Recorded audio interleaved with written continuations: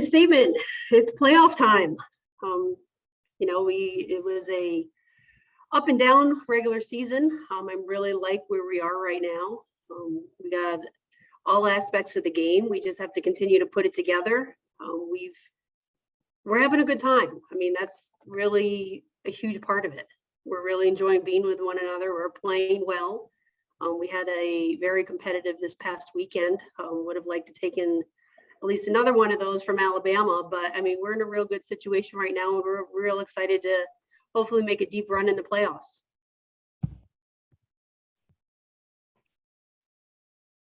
And now we can open up for questions. Ben? Larissa, we haven't had a chance to talk to you since Sunday. I just wanted to ask on the call. My understanding of that was, had it been not called a home run, but video showed it was, that's reviewable, but it didn't work the other way. Is that how it was explained to you? And how important is it that these things get handled maybe differently? I mean, I'm sure it's everybody's worst nightmare that something like that happens in Gainesville or Oklahoma City or regional. Yeah, so in the softball rule book, and it's different than baseball. So in the softball rule book, you cannot turn a dead ball into a live ball. So it's the same thing with a hit by pitch. You can't turn a hit by pitch into a foul ball, but you can turn a foul ball into a hit by pitch. It's the same exact thing with a home run. You can't turn a home run call into a live ball, because then it's at the umpire's discretion of where to put the runners. So it's real unfortunate. It's very frustrating and disappointing, especially when we have video review and we have it in the field for a reason, to get the call right. It's frustrating that it can't be right. So moving forward, I've spoken with a lot of different people on a lot of different levels. And the past 2 years, when video review is in its trial period, and the SEC had been using it and the NCAA was using it, it was in that all scoring plays could have been reviewable. For some reason, and I haven't got an answer yet, but that was removed from the rules. So it's my hope that they return it, that all scoring plays can be reviewable, to make sure. And it's also my hope that umpires learn from this and let the ball play out. I mean, our stadium in particular, we have a lot of balls that will leave the padded fence and hit that chain link fence behind and comes back and play, and everybody plays it out. And then the umpires get together to determine, was it a home run and did it clear the padding fence? And it's my hope that umpires just continue to call it that way, so no one else gets put in the situation that we've been in.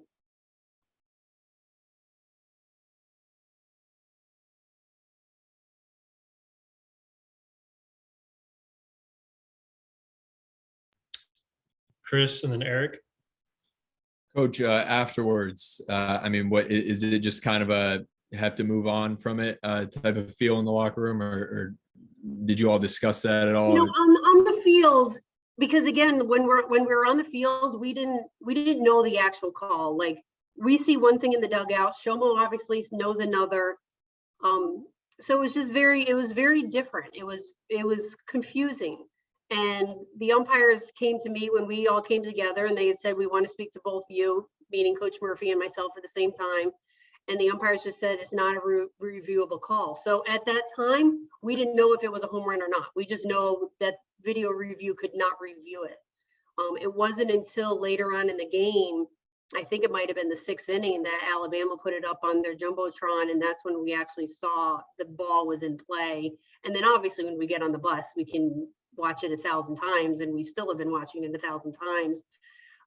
It's frustration. I mean, it's disappointment, and it's just frustration that it comes. I mean, it's not to say that we would have won or lost, but we still want the game to be played on the field, and we don't want to come down to a human error, and that's what it is. Revenge, maybe. I mean, it's one of those where we were in such a great situation, it would have tied the ball game, and you just want the players to be able to battle it out and not come down to something like this.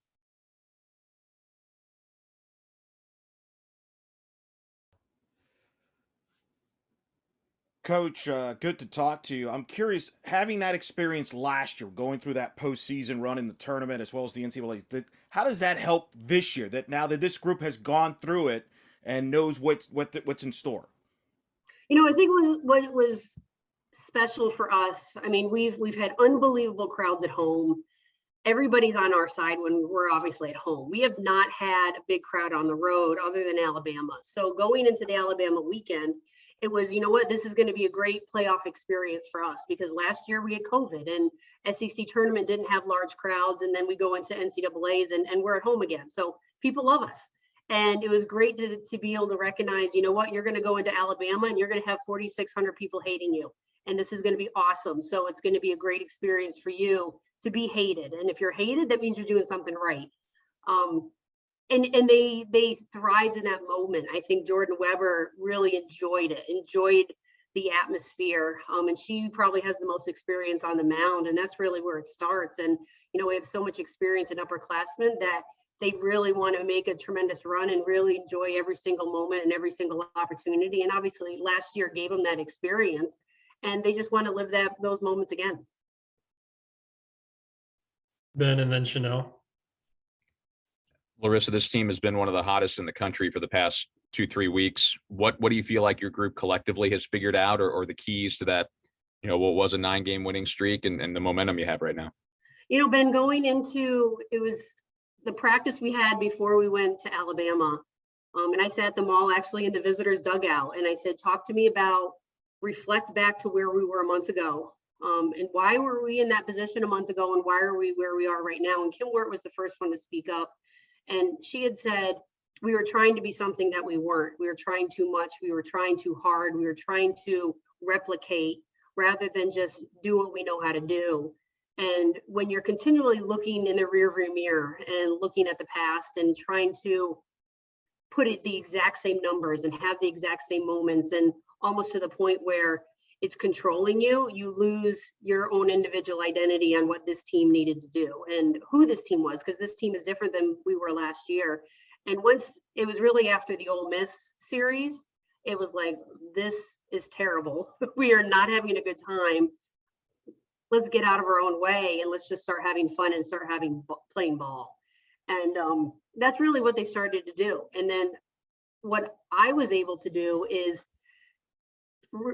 recognize more on my reactions and pay attention to how I was reacting to failure. And if I was feeling the frustration and gritting my teeth, then they obviously were feeling that same thing too. So then I started to celebrate failure and commend them for swings and misses, because when they're swinging and missing and they're being aggressive, that's the mentality I want. And that's where it really started to shift. And I saw that in that first game against Georgia, and we were so overly aggressive and had double-digit strikeouts, but it was the first time I saw them not afraid to fail.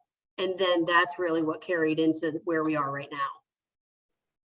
Coach, as you guys are kind of on this high note right now, coming off of all of these wins and you're getting into tournament play, how do you just make sure that your team still stays humble as they're taking on a good opponent like Auburn?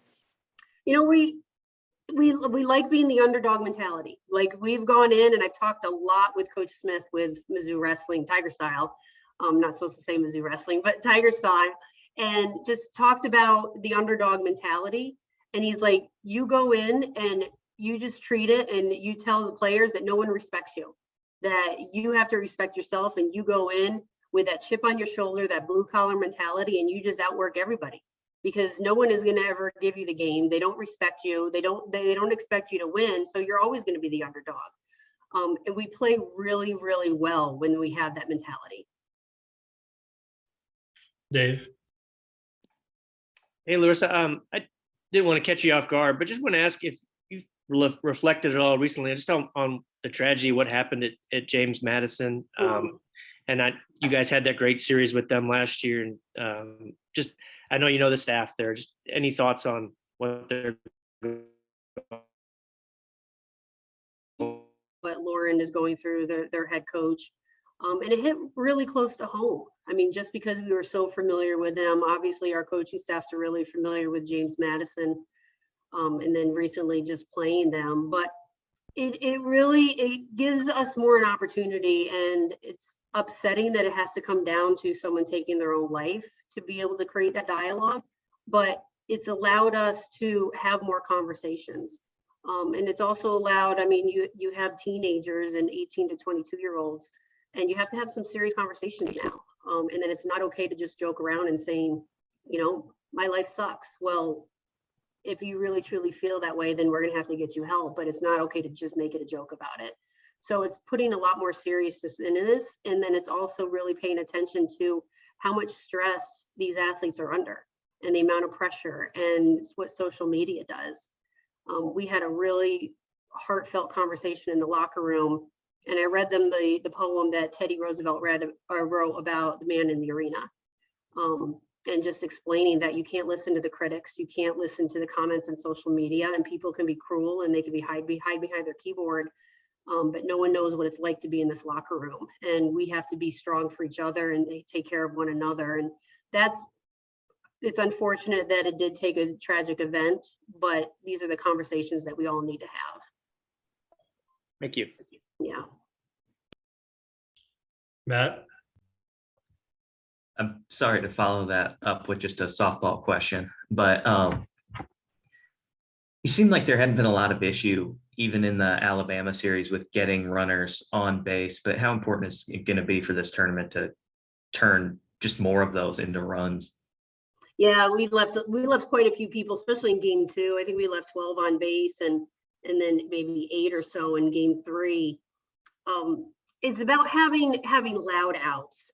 And I did see that we didn't have very competitive outs, and it's okay to have a strikeout, but it has to be competitive. We can't throw it away. And we just have to bear down and maybe be a little bit more selective with our pitches in those situations and not press and try to do too much. And again, at the same time, and you see it in events like senior day, and you see it in playoffs where people want to succeed so much that they try to do more, and they just have to remain calm and let the game come to you. But yeah, when you're at this level and you're going into the playoffs, and every single pitch, the game is going to be on the line. So they have to really jump those opportunities that they have. Chris? Coach, I think the expectation is that you get Maddie Pena tomorrow. How do you approach someone like that who's had such a good year, and maybe any specific adjustments to her? Someone like Pena, she throws extremely hard. She's conveniently wild. She doesn't have that pinpoint control, but she has control enough that she throws the ball to the zone, but you cannot sit on one side of the plate. So we have to be able to hit, we have to be ready to hit everything. That's going to be the big message going into tomorrow, is you don't wait for her to make a mistake. You jump over every single opportunity that you have. And we got to put the pressure on them. But it's going to come down to our pitchers making good pitches to keep them off the scoreboard, but being able to really put the pressure on them and capitalize on when she does leave the ball over the heart of the plate. Eric? Coach, you mentioned earlier about how when you felt that the team kind of turned the corner. I remember watching you in Lexington. You were doing one of those in-game interviews, and you had a big smile on your face. And I remember thinking, I wonder if she felt like the team had turned her. Did you feel at that time that this team had turned a corner, that this wasn't just, hey, this was just one good weekend or one good game? We've turned a corner here. I felt it in Georgia. I felt it when we were playing Georgia in game 1. Even though we lost game 1, I felt so good about what I saw, because it was like the weight was just lifted off their shoulders. They went into the SEC play, we're going to win the regular season and we're going to go back, and they were putting so much pressure on themselves. And then when we lost the 2 games to Tennessee, it was that they were pressing and they were trying to do too much and trying to get everything back. And then it was Georgia where I could actually see them relax and be there. Kentucky was, we had so many things going right. We obviously were seeing the ball really, really well. We love playing in that stadium. And I just think when we played a night game on Saturday, a day game on Saturday, we had a 7 p.m. Sunday and a 7 p.m. Monday game. So we had a lot of time, and I gave them the freedom to go to a concert. They went and saw Chris Stapleton and Sheryl Crow and Willie Nelson concert. And it was kind of the first time, that I've ever done that as a coach, that I allowed them to go to a concert during a conference series. But it was kind of like I was sending them a message on, playing at Mizzou is really about life experiences. Yes, we're going to play ball. We're going to be really, really competitive, but we're going to take advantage of the places we can travel to that you may never go to ever again. So why not? And it was kind of, they sat back and appreciated the opportunity. And now we can just go out and have fun, not put so much pressure on ourselves to perform.